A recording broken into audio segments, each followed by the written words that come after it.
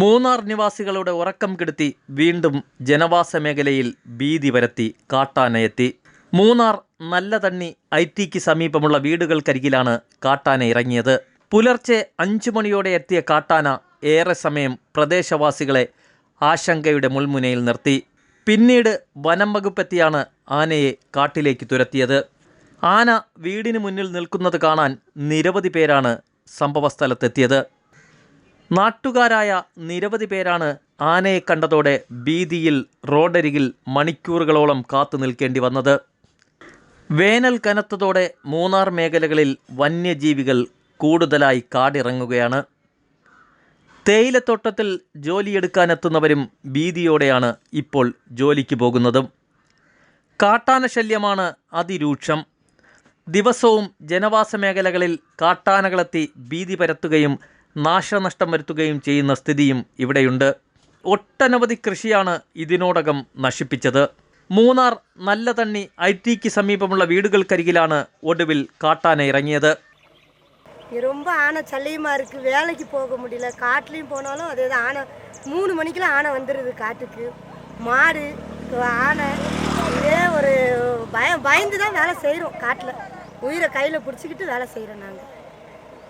நாங்கள் இந்த மாதிரி போகையில் இப்படி ஆனை ரோட்டில் நின்னா நாங்கள் எப்படி போகிறது? இப்போ போனால் எங்களுக்கு இந்த இடத்துல நிற்கின்னே தெரிய மாட்டேங்குது. இதுக்கு இடையில போனால் காட்டு மாடும் நிற்கும் பாதையில். பையன் கால் முடியாத பையன் வச்சுருக்கேன். வீட்டில் எங்கள் வீட்டுக்காரர் கிடையாது. 5 மணிலேருந்து நான் சமையல் ஆகணும், காலையில் சாப்பாடு அவனுக்கு கொண்டு போகணும், நானும் சாப்பாடை கொண்டு போகணும். 5 மணிலேருந்து திரும்பினா நம்ம ஜன்னல் குடையும். இவ்வளோ நேரம் இருந்துட்டு இப்போ தான் நான் வேலைக்கு கிளம்பி போகிறேன். நாங்கள் 10 நிமிஷம் இருக்கிறது தோட்டத்துக்கு வந்துடுச்சு. நான் இப்போ பாத்ரூமுக்கு போகிறேன்.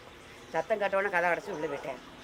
இப்போ காலையில் இவ்வளோ நேரக்கு எல்லாம் நிற்கி நாங்கள் உள்ளதான் ஒரு தடவை வரல. நான் ஒரு தடவை சொல்லவும் இல்லை. கலைச்சி வாங்க நாங்கள் இருக்க மாதிரி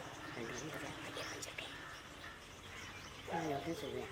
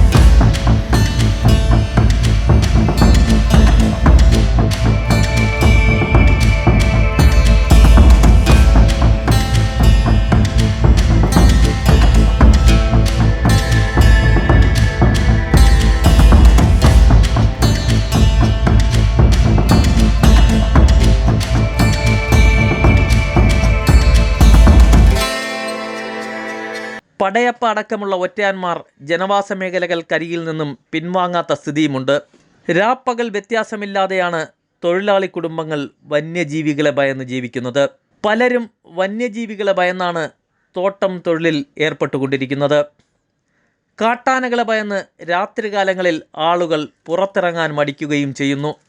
വേനൽക്കാലത്ത് കാട്ടാനക്കലിയിൽ മൂന്നാർ മേഖലയിൽ മനുഷ്യജീവൻ പൊലിയുന്ന സാഹചര്യവുമുണ്ടായി. വേനൽ കനക്കുന്നതോടെ കാട്ടാനയും പുലിയുമൊക്കെ കൂടുതലായി കാടിറങ്ങുമോ എന്ന ആശങ്കയും കുടുംബം പങ്കുവയ്ക്കുന്നു. ജനവാസ മേഖലകളിൽ വന്യജീവികളെത്തുന്നത് കുട്ടികൾ ഉൾപ്പെടെയുള്ള കുടുംബങ്ങളെ ആശങ്കയിലാഴ്ത്തുന്നു.